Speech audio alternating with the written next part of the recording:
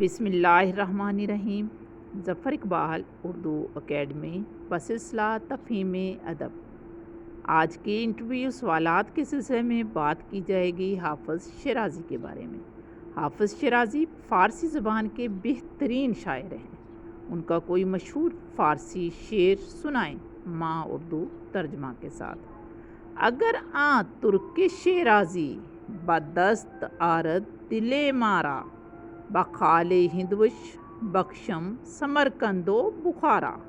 اگر آں ترک شیرازی، اگر وہ ہمارا شیرازی محبوب بدست آرد اپنے ہاتھ میں لے لے، دل مارا ہمارا دل، بخال ہندوش تو اس کے رخسار کے خال پہ یا تل پہ بخشم اسے بخش دوں، سمرقند و بخارا را اسے سمرقند اور بخارا دونوں علاقے دے دوں۔